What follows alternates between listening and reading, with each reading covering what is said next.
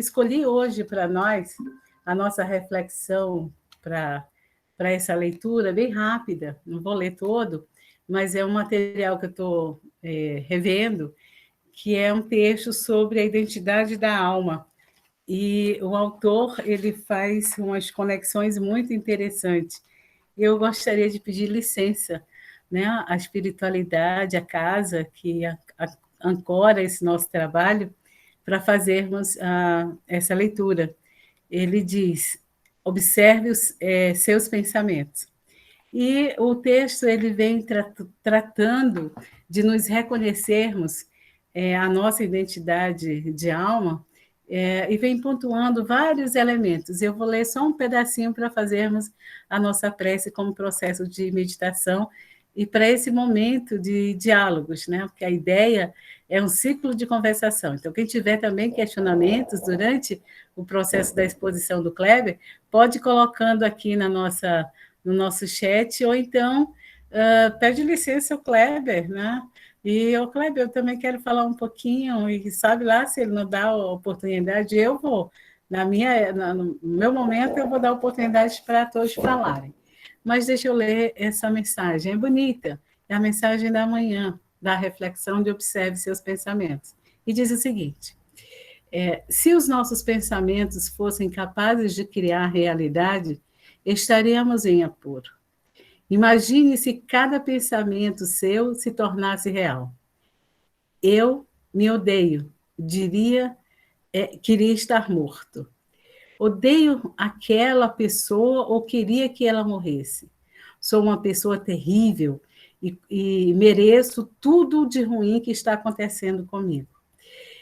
E o autor diz: esses pensamentos são corriqueiros em nossa caminhada. Muitas das vezes surgem em nossas cabeças como discursos repetitivos.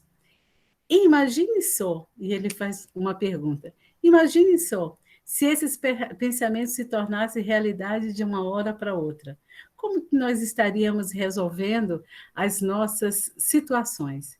Aí ele diz: de repente, é preciso pensar no tempo. Mas e como que eu vou pensar no tempo? Se em todo momento os meus pensamentos sobre mim ou sobre as coisas que acontecem comigo estão relacionados, na maioria das vezes, com pensamentos menos felizes da minha caminhada? Espere, eu sou inimigo de mim mesmo? E aí, o ciclo de conversação de hoje é justamente isso. O que nós temos para aprender com o nosso inconsciente? Né? E ele segue e diz assim: nós somos, né, como alguém cavalgando pelo campo, achando que temos que lançar nossos pensamentos para domá-los, como se tivéssemos algum poder intrínseco sobre isso. Mas como fazer, então, para entender o nosso campo emocional, o conteúdo dos nossos pensamentos? E nessa proposta, o autor vai nos dando e qualificando a importância de observar os pensamentos que são recorrentes para nós. E ele traduz em uma última expressividade dessa leitura da seguinte forma: na verdade, é a nossa é, é a nossa densidade vibracional que está ali naquele momento. Então, observar os nossos pensamentos seriam como? Vamos fazer a nossa prece e talvez durante a prece nós tenhamos possibilidade de, talvez nem a fazê-la e nem acompanhar, mas pelo menos ficarmos no silêncio de nossas consciências e inconsciências para começarmos a perceber o grau de importância da observação dos nossos pensamentos. Eu convido, então, a todos nós, nesse instante, a fecharmos os nossos olhos ou não, porque processo de concentração independe disso, mas nos sentirmos bem. Vamos nos apoiar da melhor maneira possível em nossos assentos e entrar num processo de integração, primeiro conosco, E depois a gente faz aquela conexão com o divino, a partir de nós e o divino, que nós reconhecemos na unidade do Pai.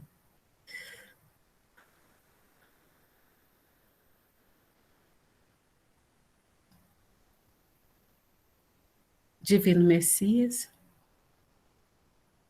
a quem consagramos esse momento de nossas caminhadas para uma parada,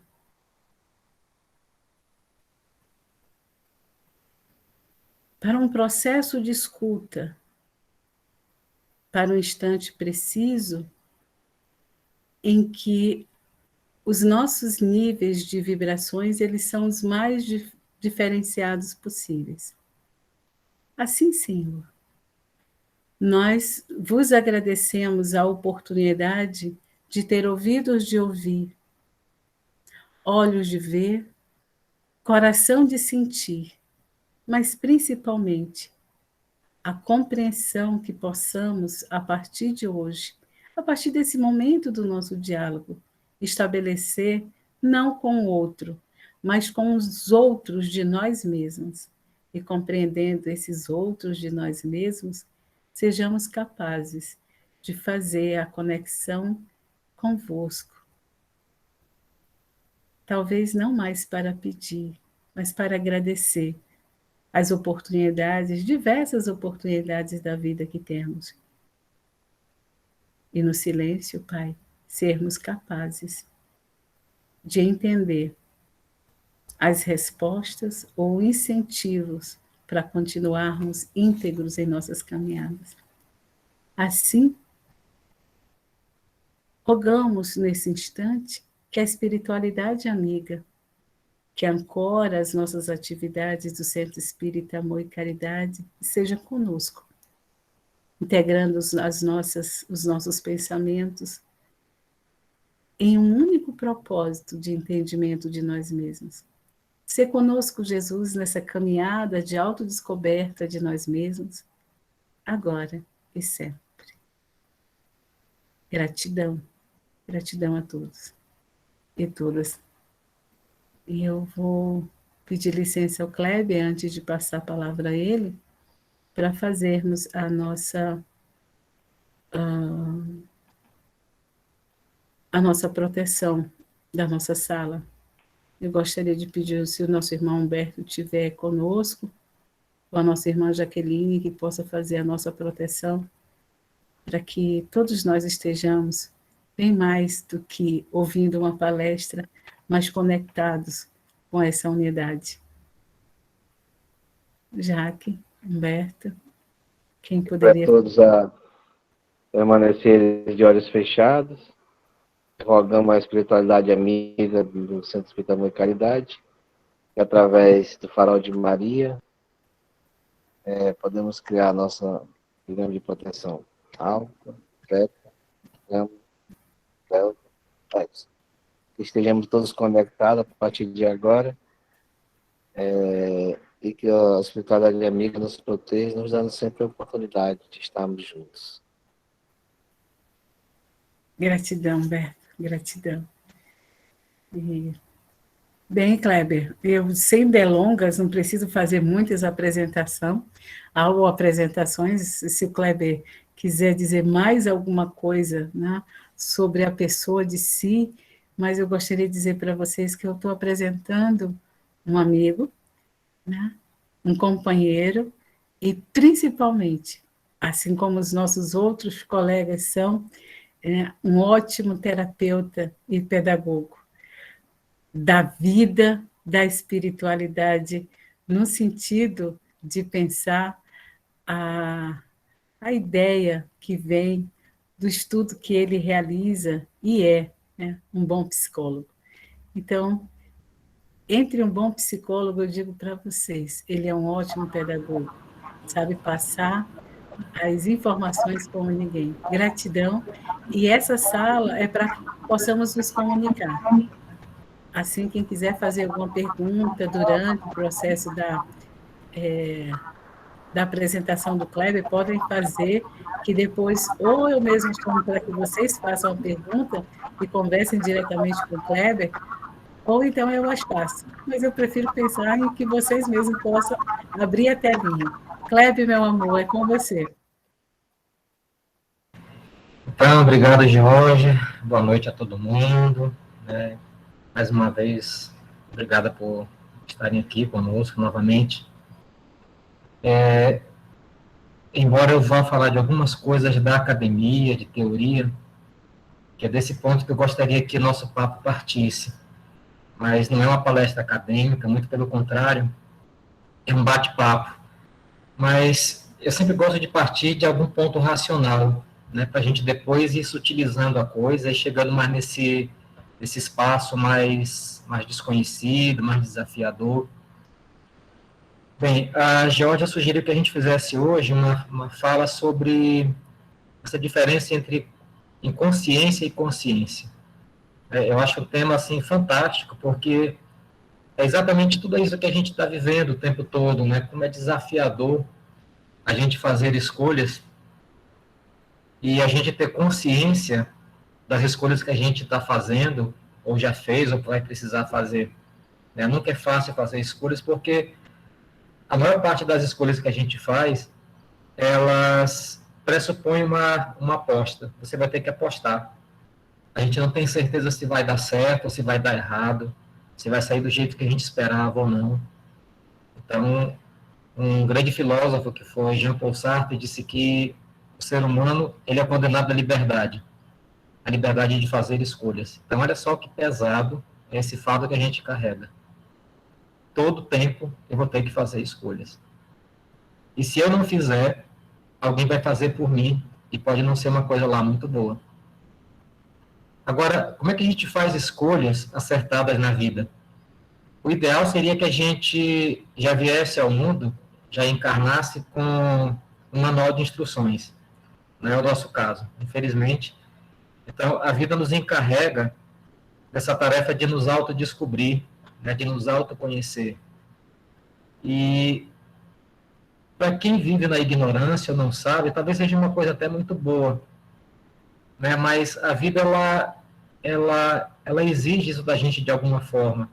A maneira pela qual a gente escolhemos viver em sociedade, né, com esses valores culturais, espirituais, religiosos que a gente construiu, ela nos obriga a entender, né, quem nós somos, de onde nós viemos e para onde a gente vai. Não há nenhum ser humano que saiba essa resposta, pelo menos que eu conheça. Nós não temos essa resposta. A ciência não alcançou isso. Então, resta para a gente pensar sobre o assunto. Pensar, criar, formular teorias, criar formas de viver, né, questionar-se. Então, eu queria partir desse princípio, né? Bora primeiro definir o que é consciência. Se a gente abrir um dicionário, qualquer dicionário mais simples, a palavra consciência vai estar definida como compreensão. Então, tem algo aí que, embora não seja dito, tem relação com o saber.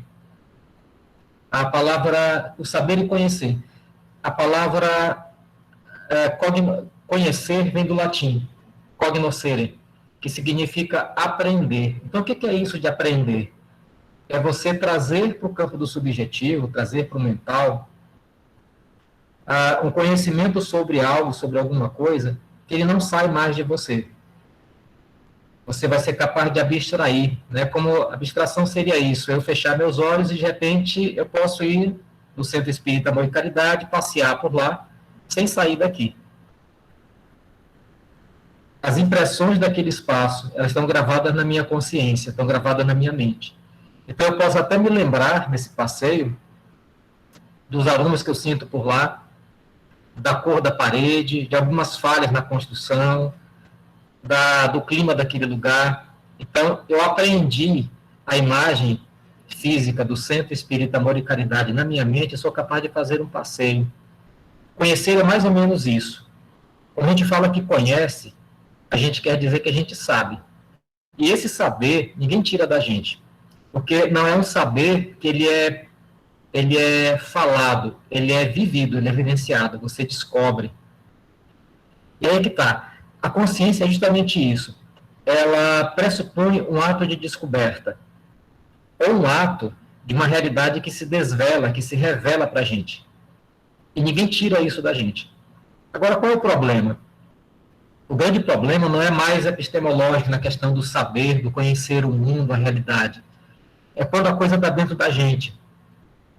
É quando a gente não se conhece. É muito fácil conhecer como é que se forma o fogo, né? Como é que pega uma pneumonia, uma gripe, eu saber de vírus, eu saber como me proteger da Covid, por exemplo, é muito fácil isso. Olha que demorou um tempo a gente entender como é que esse vírus funciona. A gente conseguiu entender. Fizemos uma vacina para isso, como humanidade, ela funciona, ela está dando conta da história, e certamente daqui mais um tempo a gente vai começar a ter uma vida melhor, se Deus quiser. Mas o grande problema é a gente com a gente mesmo. Esse é o grande problema. Existe um poeta argentino, esqueço o nome dele, que ele tem um livro chamado... Não é argentino, é italiano.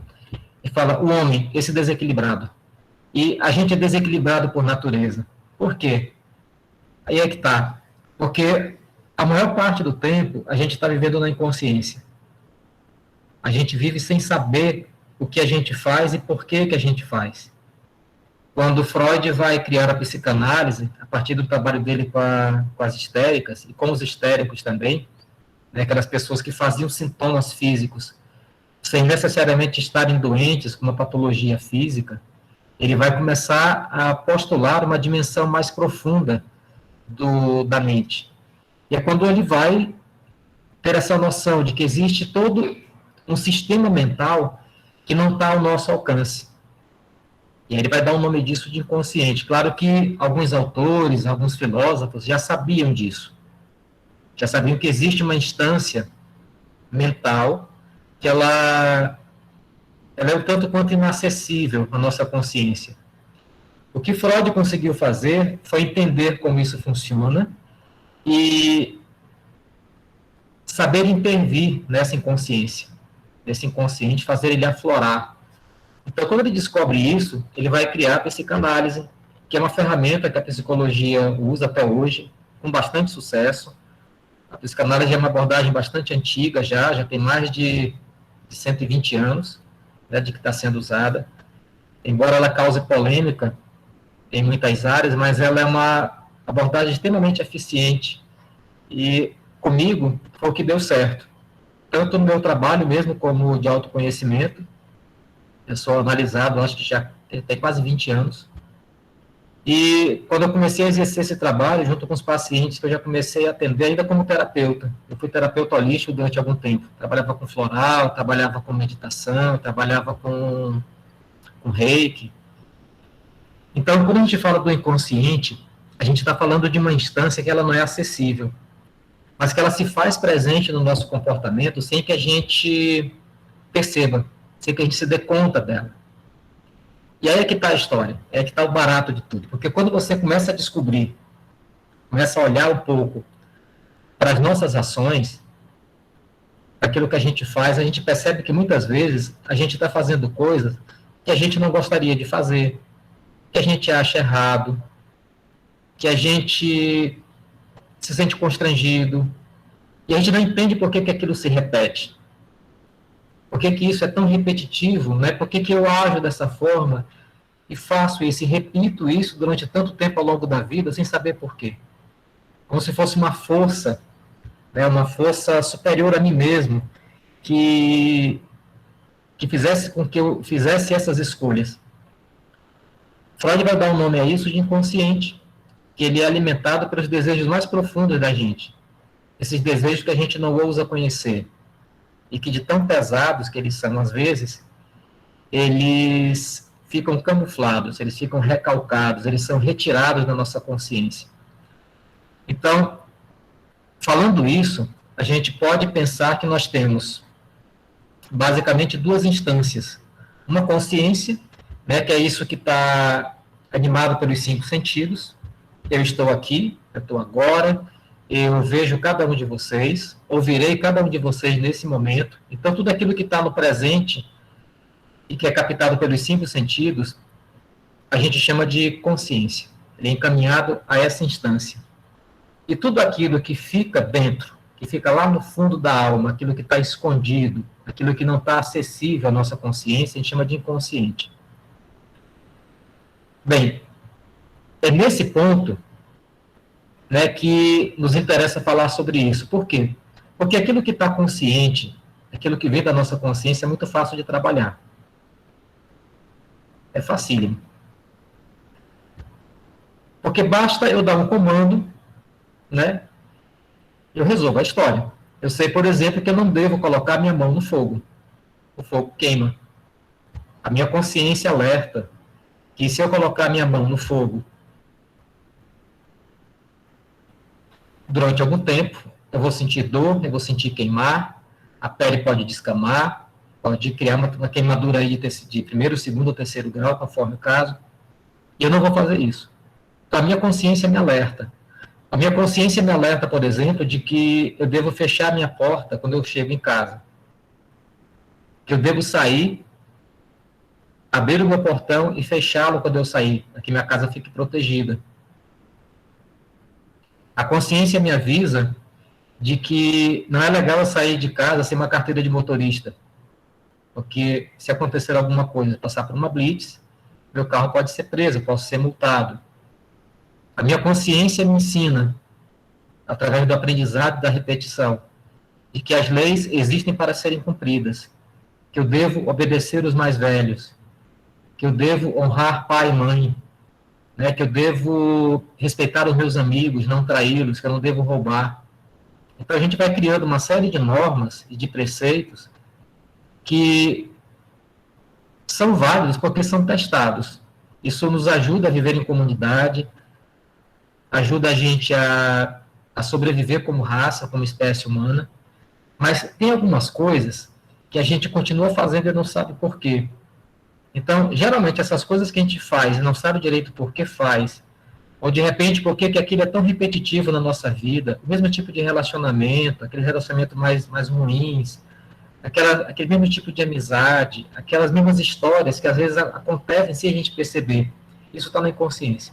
Aquilo que eu tento mudar em mim, não consigo. A solução provável para isso está nesse exame da inconsciência. O que está nessa minha inconsciência? O que ela está querendo dizer para mim? Por que de repente é tão repetitiva a minha vida? Por que de repente é tão complicado eu sair de uma história, eu largar um hábito? Né? E como é difícil a gente incorporar novos hábitos na nossa vida, especialmente quando a gente já tem alguns hábitos há tanto tempo. Então, são perguntas que a gente deve fazer à nossa consciência, mas, sobretudo, à nossa inconsciência. Porque é olhar para a inconsciência, e aí eu coloco esse conceito de uma forma mais ampliada. Olhar para as nossas contradições, e a inconsciência ela se faz presente através das contradições, para tentar entender o que ela significa. O que essas contradições que eu vivencio na vida, que eu pratico, que eu promovo, querem dizer sobre mim.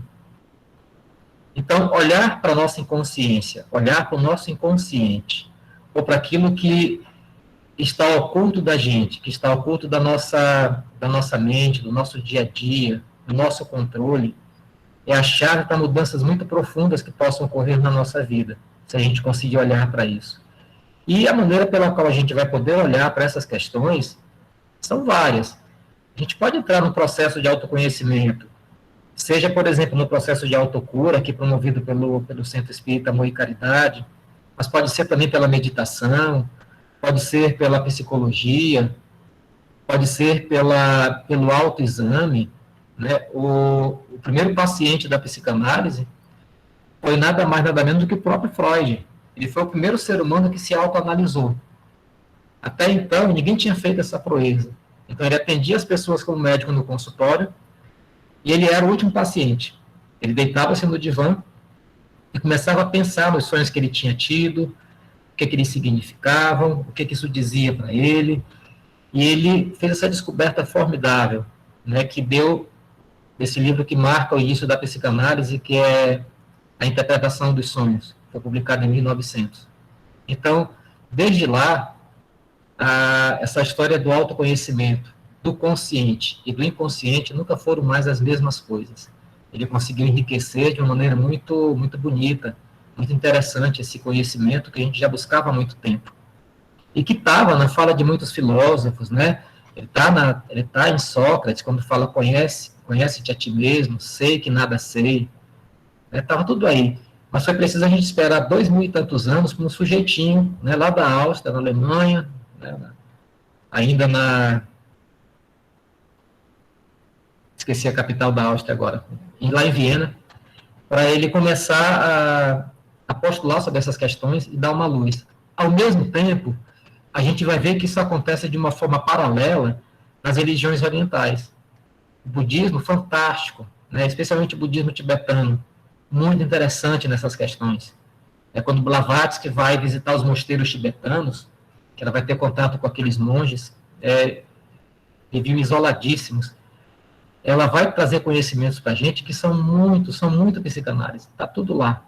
Essas pessoas já sabiam disso. Né? Apenas alguém do Ocidente conseguiu sistematizar isso de uma forma diferente. Mas o autoconhecimento que está no cristianismo, por exemplo, ele é muito parecido. Né? Quando na Bíblia fala que se você pensar em algo que vai contra a lei de Deus, você já está pecando. Olha como a coisa é interessante, né? Ele toca na ferida. Né? Não adianta só você achar que você não peca. É preciso você saber por que você peca, por que você erra. E aí sim. Porque aquilo que é resolvido pelo autoconhecimento, você não repete. Esse aqui é o grande barato do autoconhecimento. Não adianta você querer ser o que você não é. Não adianta você cercear comportamentos. Não, você vai ter que olhar para ele. Por isso que a vida é tão dura às vezes. E por isso que é tão sofrido o aprendizado, o amadurecimento da gente. Não adianta dizer, não faça isso, porque você vai fazer. Então, é preciso fazer. É preciso se colocar em risco. É preciso errar, se dar o direito de errar. Agora, não errar toda a vida. É nesse momento em que há um questionamento e chega um momento em que a mente vai questionar, a nossa consciência questiona. Por que eu estou fazendo isso comigo? Por que eu faço isso com o outro? Aí sim, é exatamente nesse momento que é o momento de mudar. É o momento de olhar para dentro e aí sim, você está pronto para uma mudança. Bem, eu poderia continuar falando aqui assim, ad eterno, mas como vocês já devem ter percebido, esse tema me empolga um pouco. Aí eu quero deixar vocês falarem também.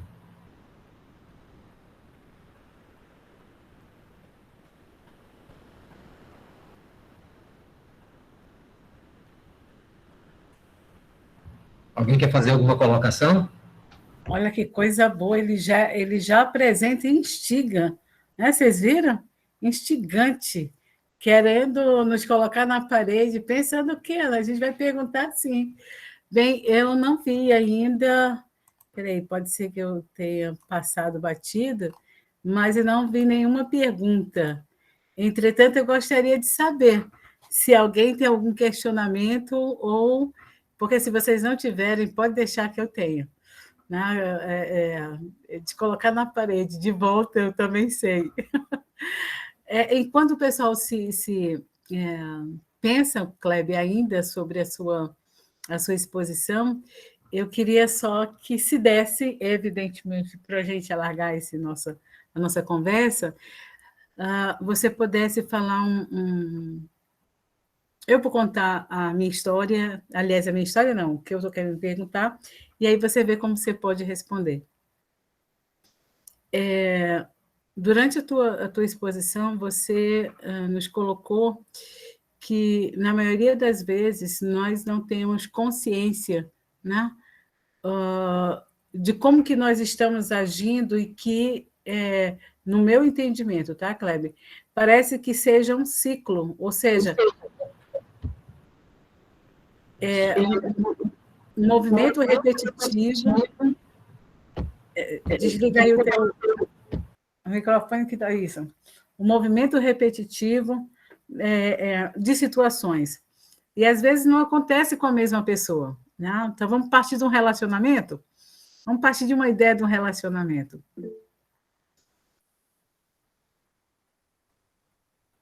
Olha só, ela fez aqui. Renata, abre aí a tua casinha e vamos perguntar. Renata, cadê você? Deixa a gente te ver. Sai do Oi. anonimato. Oi. Ah, cadê você? Deixa a gente te ver dizer assim um oi de cara a cara, assim, cara a cara como o Kleber. Oi, Renata. Enfim, pode fazer direto ao nosso pedagogo. Aliás, é o nosso psicólogo. Então, eu queria saber assim, como que a gente faz para, mesmo quando a gente percebe que está fazendo alguns comportamentos repetitivos, o que que a gente faz para mudar esses comportamentos repetitivos? Então, a primeira coisa é você perceber o que está repetitivo. Quando você começa a perceber, você vai ficar, a gente começa a ficar inquieto. Né? Por quê? Por quê? Por quê? Só tem um jeito. Um dos jeitos é você tentar descobrir o que, que você ganha com isso. O que, que eu ganho repetindo um comportamento? E não é uma pergunta muito fácil de ser respondida, não. Não. Por isso que a gente demora tanto tempo a mudar. E eu tiro por mim, tá, gente? Olha, eu não sou melhor do que ninguém, pelo contrário, né? Assim, eu acho que eu estou lá ainda, lá embaixo, no fundo do poço, assim, tentando alcançar o primeiro alçapão. Deve ter mais uns 5 aí pela frente, até eu conseguir ver a luz. É difícil mudar. Agora, a vida, ela revela pra gente, por experiência própria. A vida revela. Pode chegar um momento que você vai começar a produzir insights, você vai ter uma clareza. Nossa, eu não percebi que era isso. Às vezes a gente percebe, por exemplo, que protege demais um filho. Bora colocar como exemplo isso. Então, eu não deixo meu filho, eu não quero que meu filho sofra. De repente, o que está por detrás, né, de tanto cuidado, é que talvez seja pesado cuidar dessa criança. Talvez você não queira, não é que você não queira cuidar tanto, mas é que talvez ele exija um nível de responsabilidade tão grande que você pode não estar preparada para arcar. Você começa a controlar o comportamento, começa a controlar a pessoa e acaba sufocando. A história é com ele ou com você? Não, é com você. Ou comigo, né, se eu fosse pai. Então, por que eu protejo meus entes queridos? Por que eu não quero que muita coisa aconteça com pessoas muito próximas a mim que eu as amo? Claro que ninguém quer isso. Claro que ninguém vai querer que isso aconteça com ninguém próximo, com alguém que a gente ama, com os amigos, de forma alguma.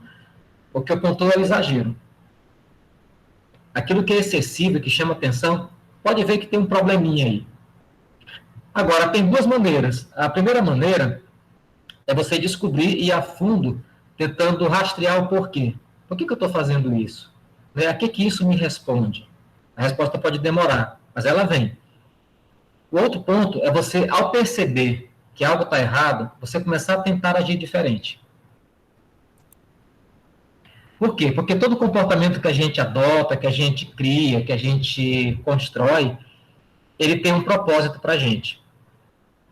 Mas, às vezes, esse propósito deixa de existir, e a gente não percebe, e continua agindo automaticamente.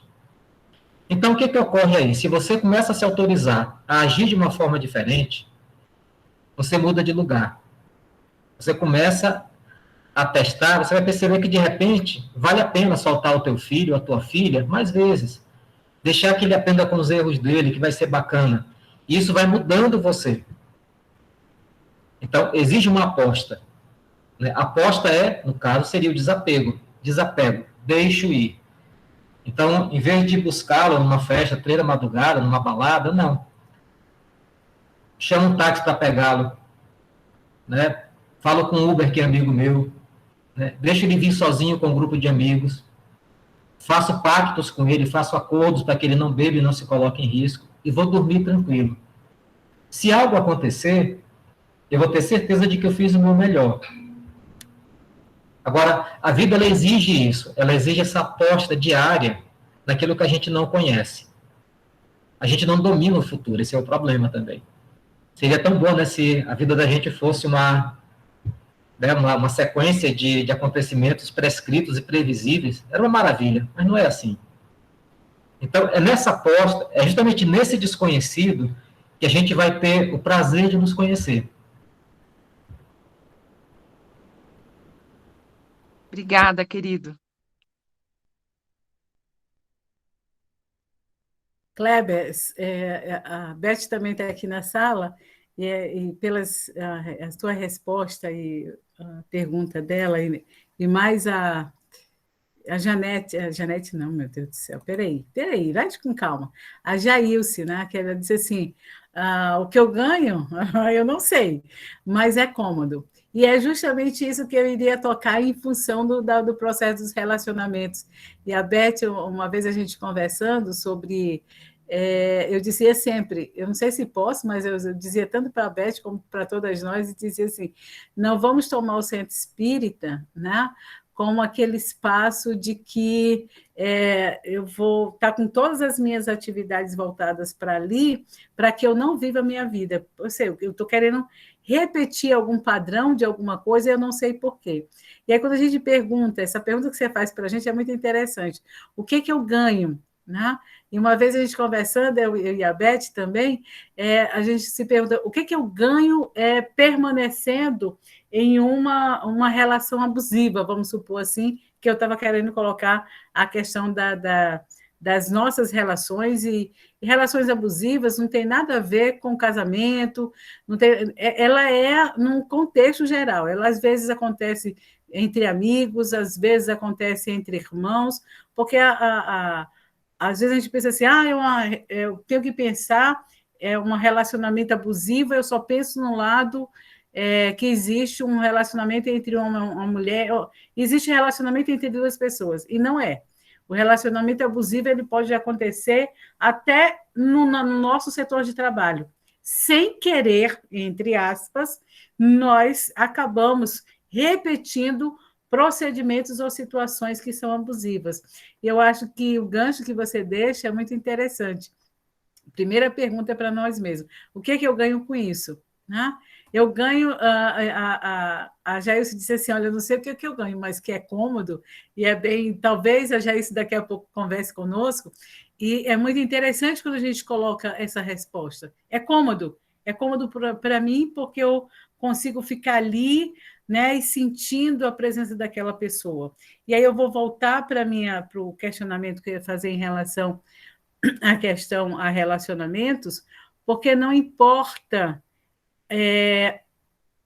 o tipo de relacionamento, se de trabalho, se de casal, se de amizade, mas um padrão de situação abusiva, nós precisamos perguntar para nós. Né? E essa pergunta que é feita pelo Kleber, o que eu ganho com isso? Eu ganho ficando sempre na posição da vítima, e aí por isso que eu chamo a Beth, que ela sempre costuma conversar comigo essa situação, principalmente da ideia do vitimado.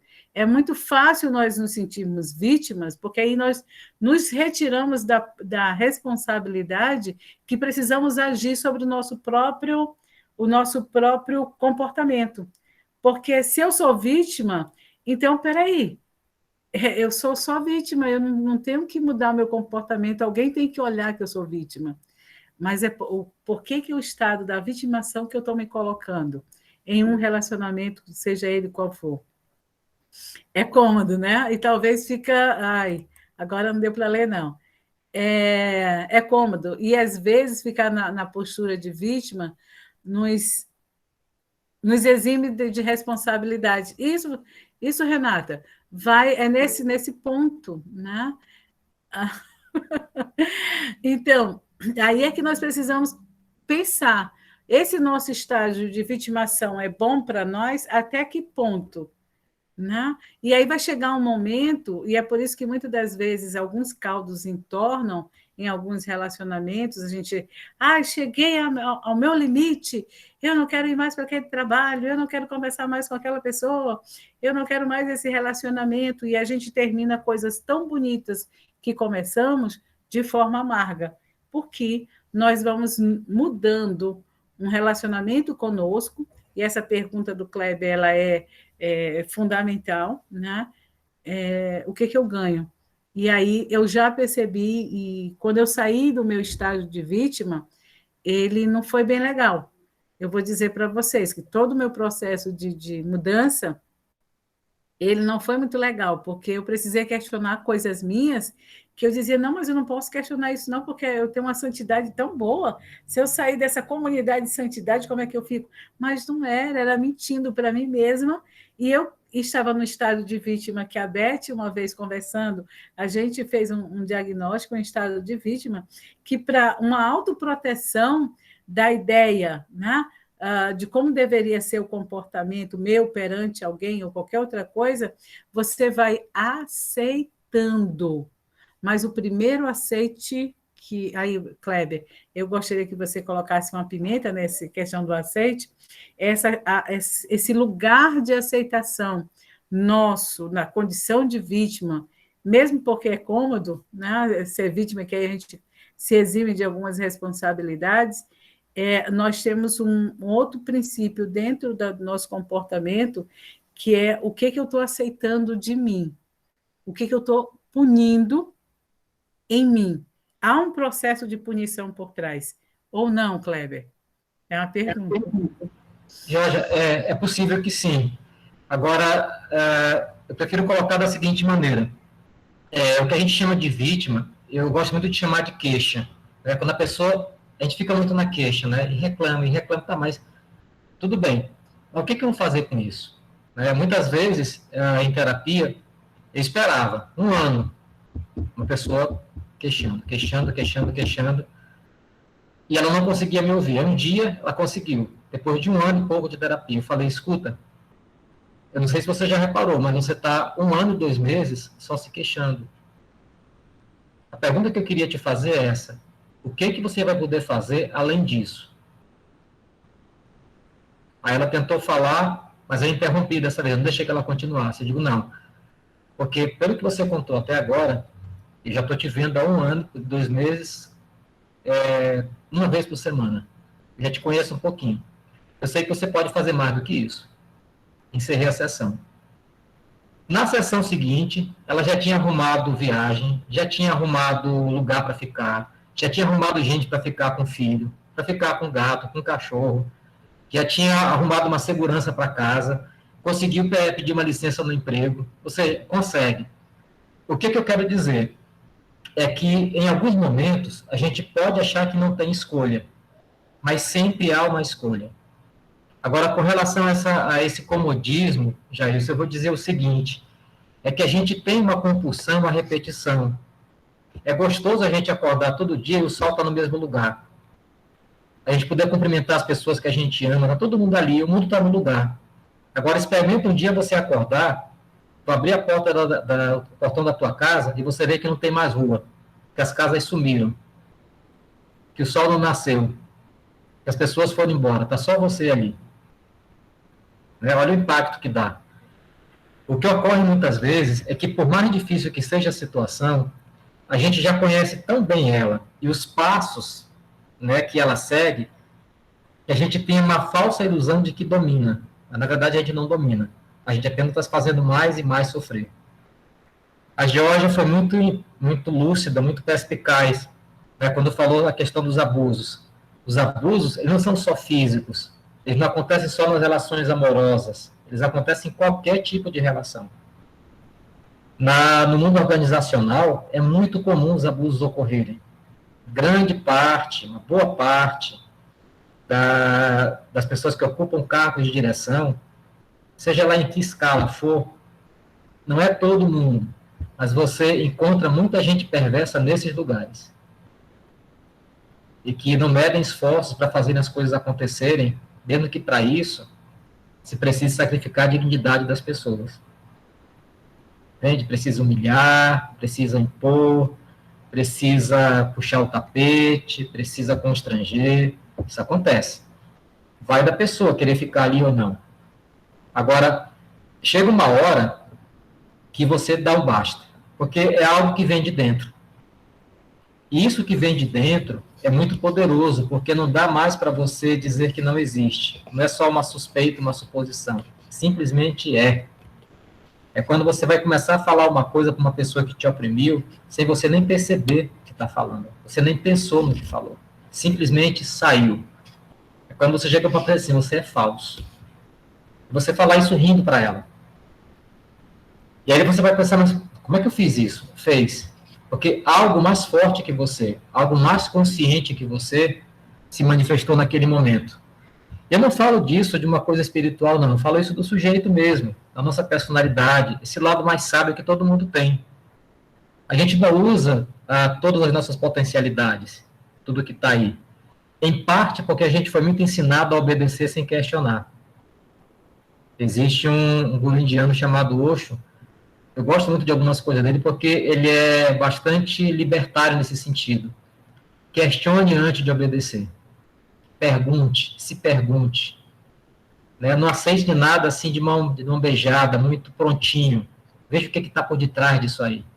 Então, essa é uma forma da gente poder sair desses invólucros, né? Dessas coisas abusivas que nos cerceiam a liberdade, nos humilham, nos constrangem. Sai de relacionamentos abusivos, de situações repetitivas. Porque muitas vezes a gente também se abusa. E como? Muitas vezes. A gente se humilha, a gente se nega, a gente se desgraça, muitas vezes sem perceber. Bem, de onde surge a zona de conforto, Alice? Olha, dessa ideia que a gente faz de achar que pode controlar a vida. O fato das coisas serem do jeito que são praticamente o tempo todo nos dá uma falsa ilusão de que o mundo não muda, mas muda. E outra, a gente também pode mudar o mundo. Se eu não mudo o mundo, pelo menos se eu mudo. Se eu mudar em mim, já está de bom tamanho. Porque aí eu vou começar a escolher outras coisas mais interessantes para mim. Eu não quero mais as mesmas relações, eu não quero mais o mesmo tipo de trabalho, eu não quero mais o mesmo tipo de ambiente. Eu vou procurar algo que tenha a ver comigo.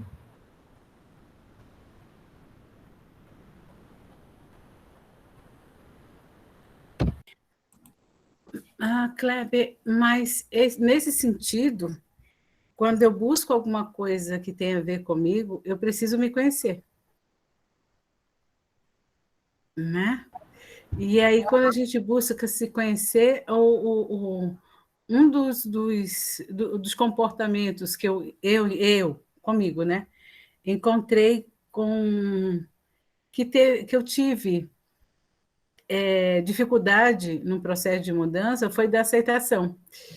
Eu não aceitava que eu era aquilo que eu achei lá nos últimos elementos da minha busca e que eu era. Eu não quis aceitar, né? Eu me tornei, em alguns momentos, muito permissiva, e aí, nessa ideia da permissividade, eu não entendia o que eu estava aceitando em função daquilo, ou que eu estava sendo levada a aceitar em função daquilo. E é muito interessante quando a gente começa a entender esse lado de se conhecer, né? Porque é nele que nós vamos começando a ter algum diagnóstico do que nós somos no olhar do outro, porque o outro, é direito dele ter qualquer tipo de olhar para mim. A Beth, a Jaqueline, a Marra, a Jailce, a Rosa, a Alice, o Amor, a Poliana, Humberto, a de Lourdes, todos nós aqui, se olharmos um para o outro, nós podemos dizer alguma coisa sobre o outro, mas é o olhar do outro sobre mim. Eu posso aceitar, e aí eu tenho dois elementos, eu posso aceitar esse ou aquele, ou não aceitar nenhum dos posicionamentos do olhar dos outros, mas respeitar, sim, eu preciso respeitar, para que eu possa ter pelo menos foi isso que no meu processo eu fui compreendendo. Eu precisei respeitar a forma como o outro me via, para que eu pudesse me aceitar como eu era. Bem, eu respeito a sua forma de me ver, porque o que talvez eu tenha mostrado para você durante um tempo te fez construir essa pessoa que você elaborou para você. Porque quando trazemos o inconsciente para o consciente, às vezes é contigo, Kleber. Né? E aí, só para eu terminar, enquanto o Kleber vai dando esse reajuste com a Alice, pensar o seguinte: quando eu comecei a aceitar o que eu era e respeitar como os outros me viam, eu comecei a ter um parâmetro, viu, Kleber? Eu acho que a ideia do parâmetro meu e do outro, né, e de nós conosco mesmo, porque é como nessa identidade da alma, que eu li logo no início, os nossos pensamentos sobre nós mesmos, na maioria das vezes, ou são bons demais, e aí nós passamos para o outro extremo, ou são ruins demais e nós estamos no outro lado e sem equilíbrio. Opa, Augusta também quer falar, Kleber. Então, tu já tem aí companheiros que estão levantando a mão para esse processo. E eu não tenho um meio termo de equilíbrio para essa proposta do meu comportamento entre o que eu tenho consciência que sou e o que o meu inconsciente sabe que eu sou. Eu já posso, eu não sei agora, você responde, Alice, ou a gente. Vamos passar para a Augusta, ela pergunta, e aí você já vê se dá para construir da Alice, ou então você responde as duas depois. Augusta, por conta do nosso horário. Oi, Augusta, Kleber. Só mandar um beijo para o Kleber, posso? Aí eu pode? desligo. Ah, tá. Então, às vezes, o abuso que a gente sofre é tão sutil que na hora que você decide dizer não, bater na mesa e dizer chega, você pensa que está sendo egoísta, não é verdade? Augusta, deixa a gente te ver, que a gente nunca mais te viu. De jeito nenhum. Eu não vou concordar com esse avatar falando comigo, não. Vai fazer o quê, né? Eu não posso forçar, mas tudo bem. Sim, Augusta, termina. Desculpa, querida. Pois é, às vezes o abuso que a gente sofre é tão sutil. Porque eu te amo. Porque eu te amo e tu me amas, eu te amo, e é tão sutil que você, às vezes, quando dá uma respirada assim, descobre que você está sendo abusada, mas abusada mesmo, e que você quer se livrar, se libertar daquele abuso, você começa a vir na tua cabeça que tu está sendo egoísta, egoísta, egoísta, e é preciso um tratamento muito grande para você dizer que não está sendo egoísta, você tirar isso da sua cabeça e deixar que a coisa, que a tua centelha divina seja muito mais brilhante e para te saber que tu precisa sair desse problema, mas tu tem que ter muita consciência, como a Georgia disse, tem que se conhecer, saber que não está sendo egoísta, mas que está fazendo um ato de egoísmo de qualquer forma. Eu não sei, às vezes mistura-se muita coisa na minha cabeça. Augusta, meu Deus, falou tudo, falou tudo. Às vezes, né, Marra, a gente tem esses movimentos meio que a gente quer sair, mas não dá, porque a gente acha que, enfim. Mas, Kleber, isso é contigo, eu sou só a mediadora aqui. Kleber, só um minutinho, presta atenção, a gente vai, a religião, a nossa crença vai acabando com a gente. Quando se chega aos 77 anos, que a gente viu os erros do passado e que vem com a crença. Quando Jesus disse, se alguém vos pedir a túnica dele, também a veste. Se alguém pedir 1000 passos, deles 2000 passos. Sabe, essa coisa vai dizer, meu Deus, mas é tão pouco que eu estou dando. Enfim, há uma mistura muito grande de religião, de amor, de um bocado de coisa que se mistura que a gente, às vezes, não sabe muito bem sair dele. Kleber, eu acho que você está com o bichinho aí atrás da orelha, porque agora o caldo entornou. Você percebe que nós vivemos mentalmente de forma mais holística do que imaginamos, né? As nossas relações, elas não são só relações de tecidas no composto social, né? Quanta sabedoria, Augusta! Quando a gente passa, a gente sabe, a sabedoria vem daí. E em alguns desses processos, Kleber, psicologicamente falando, teríamos como resolver ou entender cada um desses espaços, cada uma dessas dimensões, para a gente não se subalternizar.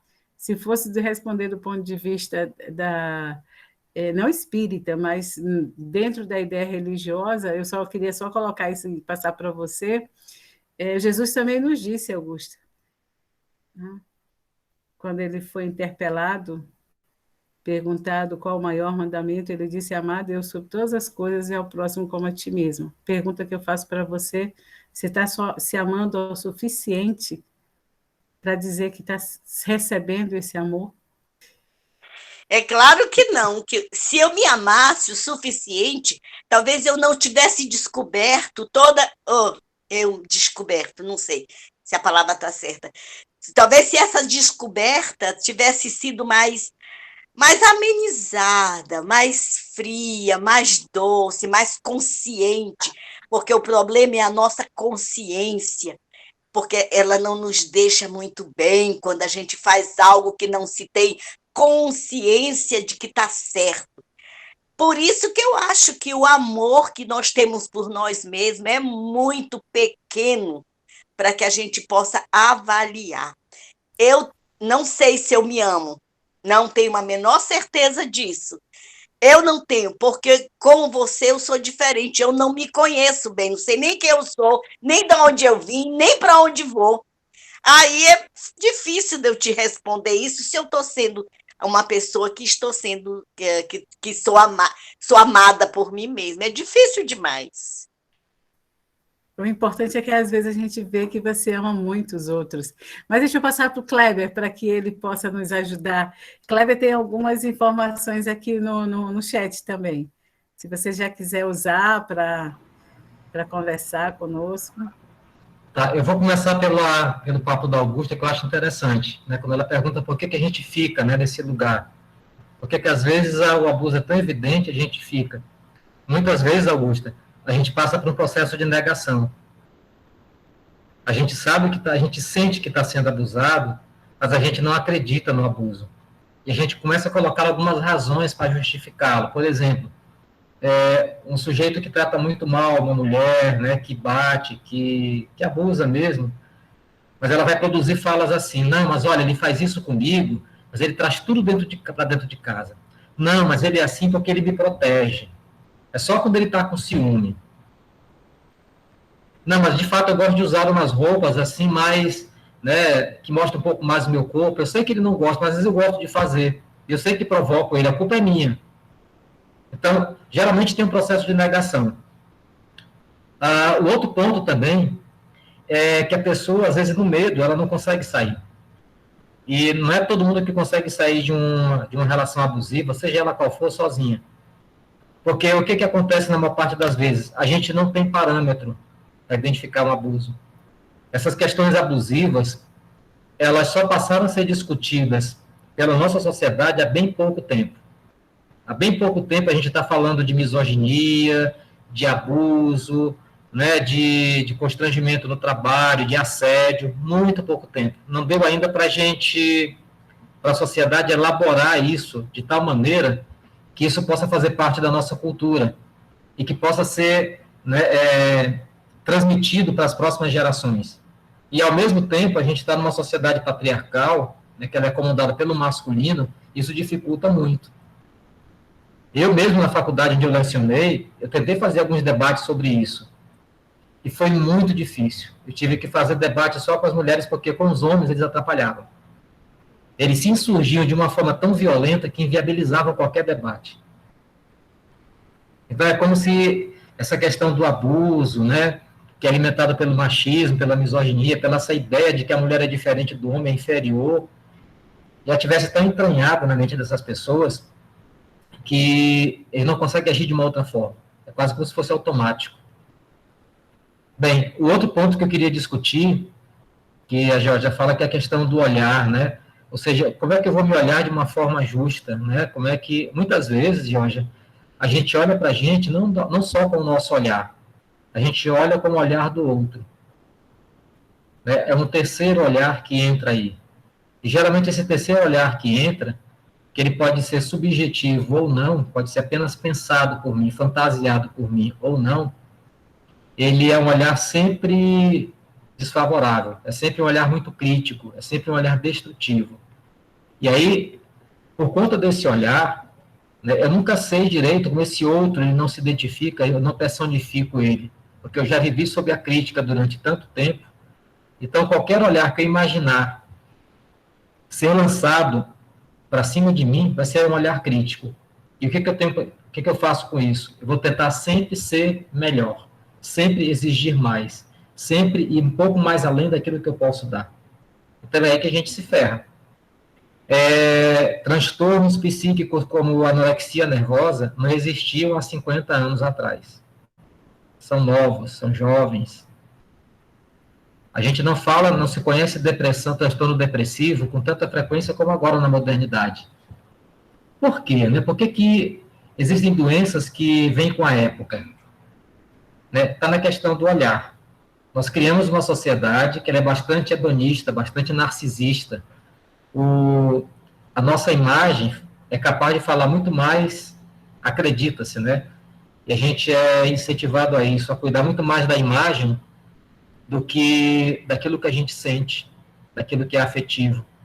A respeito disso, eu li uma frase esses dias no Twitter, apareceu por lá, alguém compartilhou uma frase que era isso aqui, era de uma garota que dizia assim: bora malhar, porque sentimento ninguém vê, mas shape sim. Olha como isso é tão flagrante a respeito do tipo de pessoa que a gente está construindo, que a gente está valorizando hoje. É aquilo que se valoriza atrás da imagem, meu shape, meu corpo perfeito e sarado.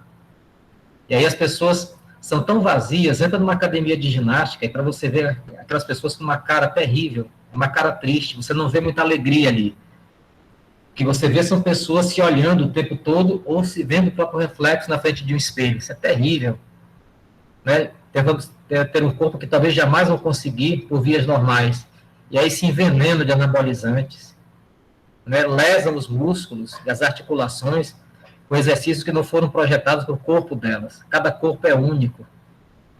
E a gente fica lutando por um comportamento idealizado, por um corpo idealizado, por um corpo perfeito, por um comportamento que tem que agradar a todo mundo. Isso é impossível. Nós somos unos por natureza. Cada ser humano é um universo em si mesmo. E a gente precisa aprender a respeitar esse universo. De fato, Alice, quando a gente traz do inconsciente para o consciente, choca. Eu não esqueço de um sonho que uma pessoa me contou uma vez. Ela era bastante complacente, né, com os outros, não com ela. Então, um dia ela sonhou que ela atravessava a rua e quando ela virava para o lado esquerdo dela, ela via um boneco. Agora, era um boneco feito de pano sem articulação nenhuma. Ele era todo molinho. E esse boneco ousava passar pela frente dela, ela dava uma rasteira nesse boneco e a cabeça dele caía no batente da calçada. Quando ela viu esse boneco caído, ela pisou em cima do pescoço dele e quebrou, e matou ele. E ela acordou desse sonho absolutamente desesperada. Ela não aceitava ter matado alguém. E aí, ouvindo essa pessoa em análise, né, a gente foi descobrir que ela estava matando esse lado dela, que já não servia mais. E, ao mesmo tempo, esse sonho sinalizava a dificuldade, a dor que ela sentiu em se ver assim. Na verdade, a dor que ela sentiu, depois ela reconheceu. Não foi de ter morto, de ter tirado a vida desse ser que atormentava a vida dela, essa coisa que ela era, que não servia mais. Era saber que durante toda a vida dela, boa parte da vida, ela foi assim. Então, às vezes, é difícil a gente matar velhos hábitos, é difícil a gente fazer uma reforma íntima, porque, na maior parte das vezes, isso encaixa, isso completa alguma coisa na gente que a gente não sabe, mas que está muito mais na nossa fantasia do que na realidade. Na verdade, é um apego, né? A gente às vezes muda e não sabe que mudou. E aí é preciso que a gente esteja nesse teste, nessa aposta, de sempre fazer algo diferente. Estou dizendo que eu sou iluminado. Beleza, vou já fazer uma iluminação aqui para todo mundo. Eu posso não ser iluminado, mas eu vou saber naquele momento se eu me testei, se eu sou ou não. Alguém pode me dizer que você é super inteligente. Já me acho inteligente a partir de agora. vou resolver a vida de todo mundo. Vou me colocar para isso e tento. Posso conseguir, posso não conseguir. Então, para mim, o segredo para você sair de um lugar para o outro, dentro desse espaço subjetivo de trazer para a consciência aquilo que está no inconsciente, modificar, ele está nessa aposta. Está nesse movimento de você começar a se testar e se ver e se autorizar, se oportunizar a viver de um outro jeito. Às vezes não é necessário que a gente entenda o que aconteceu. Às vezes, se a mudança que a gente está experimentando fazer na gente, ela é benéfica, ela nos satisfaz, por que não? Por que não continuar? Porque a partir desse lugar, quando você olhar para o passado, você vai ver quem você era. E, naturalmente, você não vai mais querer voltar para aquele lugar antigo, limitado, sofrido, humilhante, subjugado. Bem, o que tem de mais a gente ser egoísta de vez em quando, da Jailce. Olha, a questão não é ser egoísta, eu acho que a questão é olhar para o próprio sujeito. O egoísta é aquele que entende que o mundo gira no entorno dele. Se eu penso nisso, eu sou um egoísta. Agora, eu posso valorizar o meu sujeito, valorizar, por exemplo, o meu trabalho, valorizar a minha pessoa, sem necessariamente estar cometendo um ato de egoísmo aí. Eu estou apenas me preservando, eu estou apenas me posicionando diante da vida de uma forma saudável. Isso é muito bom, é isso que se espera da gente. Eu não acredito que a gente, sendo colocado aqui nesse planeta tão sofrido para crescer, a divindade vai querer algo menos que isso para a gente. Eu acho que Deus quer que a gente seja feliz, Ele quer que a gente seja completo, Ele quer que a gente se humanize. E esse humano, nessa humanidade que a gente persegue, que a gente pensa que é, mas muitas vezes a gente não é tão humano assim, ela pressupõe um cuidado. Ela pressupõe o olhar para a gente mesmo, olhar para o interno, o exame de consciência, aquele velho exame de consciência que a gente aprendia a fazer no catecismo. Né? Por minha culpa, e por tão minha culpa, eu pequei. Eu preferia colocar dessa maneira, por minha responsabilidade, por tão minha responsabilidade, eu errei. Mas estou pronto a me modificar, à medida que eu entendo os mecanismos que estiveram envolvidos nisso, que não tiveram sob meu controle durante muito tempo. Mas eu quero entender o que acontece comigo. Então, essa postura humilde diante da vida, mas ao mesmo tempo desafiadora, ela é capaz de promover muita mudança na gente. Até poder mudar sem culpa. Porque quando a gente muda, as pessoas ao redor da gente vão sentir a diferença. E muita gente está acostumada a esperar sempre a mesma coisa da gente. E quando a gente muda, é um problema. Mas como que você é assim? Não, mas eu não conheci você desse jeito. Você não é mais você é uma outra pessoa. Não, eu só estou sendo eu. Esse eu aí que eu não ousei mostrar para você. Esse ser aí, que eu sempre quis ser, mas eu fui constrangido, eu fui humilhado, eu fui subjugado. Me empurraram para debaixo do poço. Só que fundo de poço tem bola. E eu dei uns pulinhos e estou aqui agora, para infernizar a vida de vocês.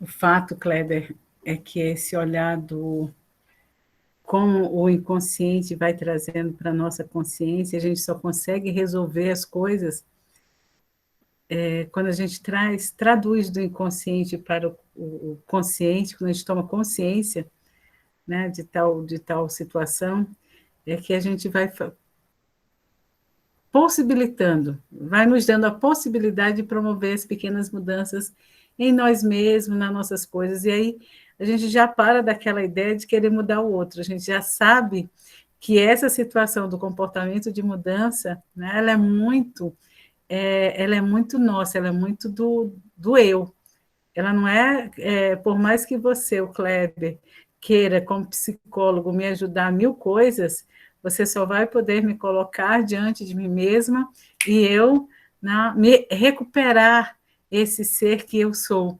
E que o que é bom é justamente isso. E quando a gente aprende e lida bem com essa situação, a gente passa a entender, não sei, eu não chamaria, Augusta, acho que ela trouxe um nome bom, e eu tenho assim algumas coisas em relação à questão de ser egoísta ou não, é só a gente pensar como que eu estou agindo. O egoísta, na nossa fase mais egoísta, nós estamos agindo com o nosso eu inferior, que é nós, e acabou assim, enfim. E quando você quer olhar para você de frente, para te respeitar, te amar, e não é você perceber que o outro não lhe ama, ou que o outro está dessa ou daquela forma, mas é trazer para você novamente o respeito de olhar para si, né? E se ver, não se ver se o outro ama ou não te ama, mas o que você se ama. Eu acho muito interessante. Bem, mas o nosso horário está aí, está todo mundo querendo dormir também, viu, Clara? E eu vou te dizer o seguinte, eu acho que é hora, senão já que a nossa coordenadora da noite vai nos chamar às cóleras, é hora de você já fazer aquele momento de meditação conosco, nos acalmar, nos colocar diante do nosso inconsciente consciente, né? E a gente vai acessando. Não, não, não. Amor próprio não é egoísmo. É a gente pensar um pouquinho do que é o sentido desse amor próprio em nós. Mas, enfim, eu, Kleber, não sei se os outros, mas eu estou de boa, como diz os meus alunos, estou de boa para a gente fazer a nossa meditação. Gratidão à escuta, né? Gratidão, Kleber, pela oportunidade de estar aqui conosco, nos trazendo uma polêmica para nós mesmos e nos ajudando a refletir nas polêmicas de nós. Ai, ai, gratidão, colegas. Kleber, é com você. Agora eu silencio e já me dou o direito de... Ok, gente. Obrigado, Georgia. Obrigado, Jaque. Né? Obrigado a cada um de vocês que participou dessa live com a gente. Espero que alguma coisa possa ter ficado. Não é um tema muito fácil da gente digerir. É bastante desafiador, mas eu espero que, ainda assim, uma sementinha possa ter sido plantada aí no coração de cada um de vocês. Né? Vamos caminhando. Então, nesse momento, eu os convido a fechar os olhos junto comigo. Vamos focar a nossa atenção na respiração.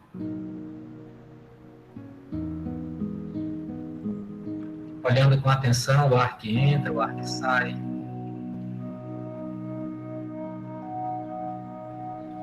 E à medida em que inspiramos, vamos trazendo para dentro de nós tudo aquilo que pertence a esse momento. E no momento em que expiramos, vamos deixando ir tudo aquilo que não mais pertence a esse momento. Vamos deixando ir com a inspiração, o cansaço de mais um dia de trabalho, as nossas angústias, as nossas dores, nossos medos e temores, os nossos questionamentos mais internos. Deixando que tudo isso vá embora, vá saindo com a respiração. E à medida em que inspiramos, vamos preenchendo esse espaço vazio com frequências de luz, com frequências de paz, com frequências harmonizantes.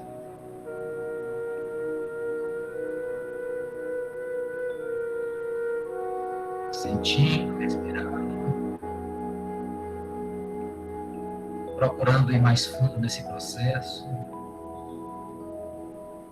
Vamos criar uma luz dourada iluminando o nosso corpo, deixando que nosso corpo vibre e se ilumine com uma luz de tom dourado.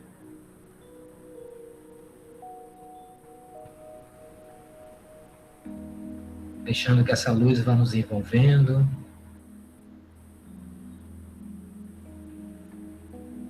que ela vá nos invadindo com frequências de amor, de paz.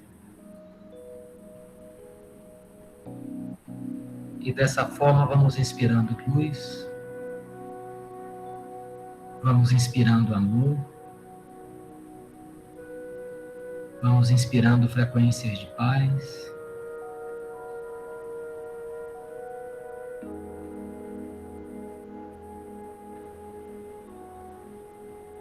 A partir desse momento, vamos imaginar que estamos sendo envolvidos por uma luz de cor azul, envolvendo externamente o nosso corpo,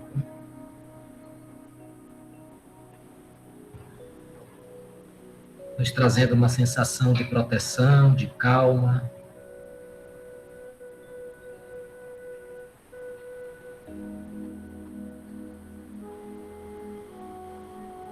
Vamos focar nossa atenção na região do coração, do quarto chakra.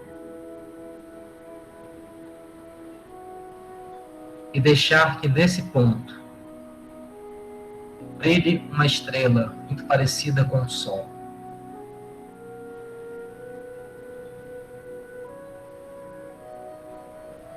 E que essa luz, ela vá preenchendo o nosso corpo, de dentro para fora,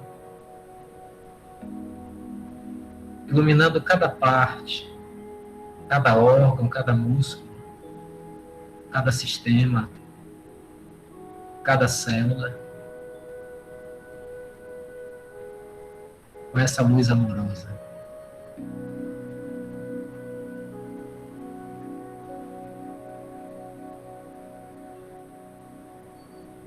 Vamos também, nesse momento, nos conectar com a energia do passe, com as vibrações emanadas pelos nossos irmãos aqui da casa, deixando que essa energia possa nos tocar,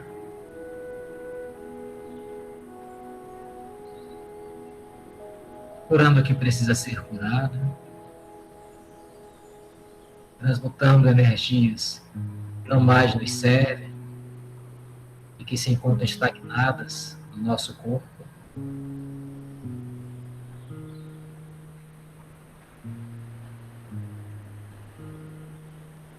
Vamos nos imaginando imersos numa luz amorosa, acolhedora, nos trazendo a verdade sobre nós mesmos, nos trazendo a consciência daquilo que somos e daquilo em que podemos nos transformar.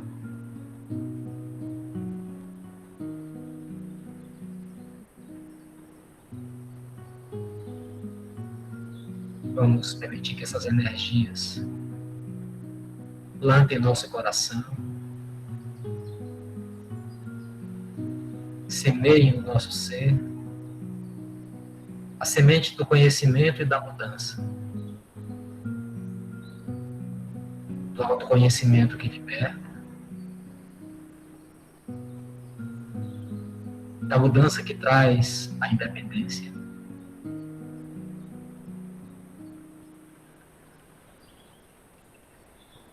Na direção daquilo que de mais autêntico pudermos nos tornar.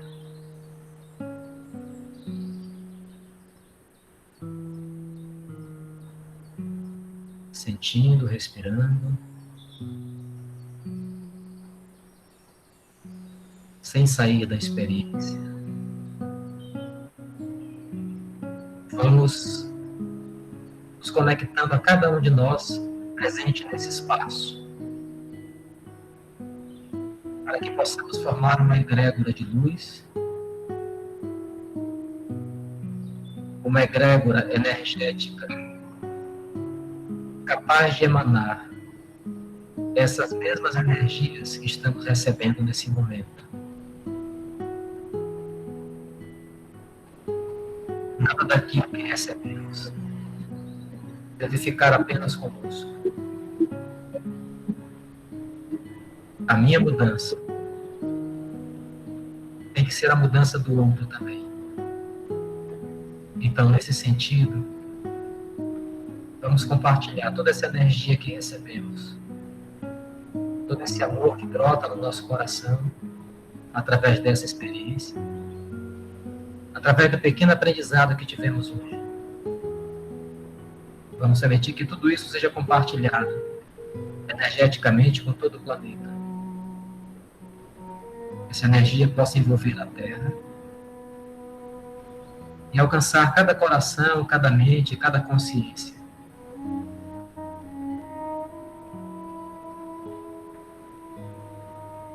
E formando um grande campo, possamos nos transformar em conjunto.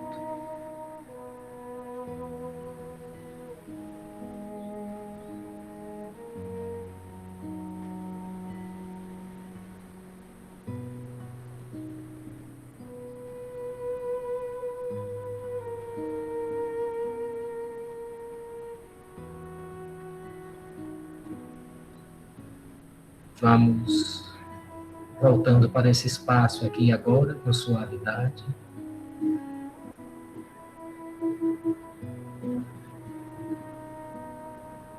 Encontrando cada um uma forma de agradecer ao universo por essa experiência, por esse contato, pelas palavras que ouvimos, por aquilo que pudemos conhecer. Que tudo isso se transforme em consciência e em luz.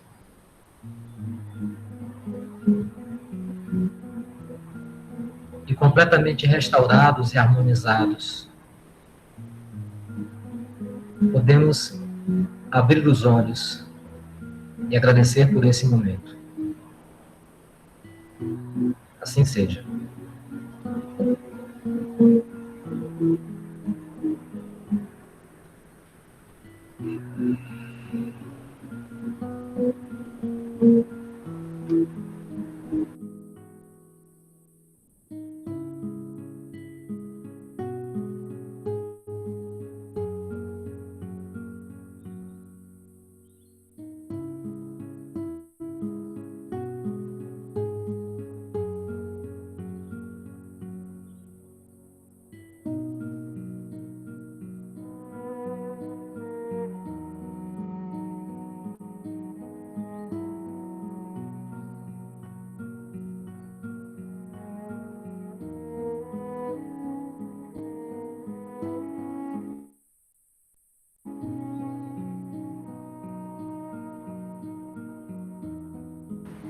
Ok, gente.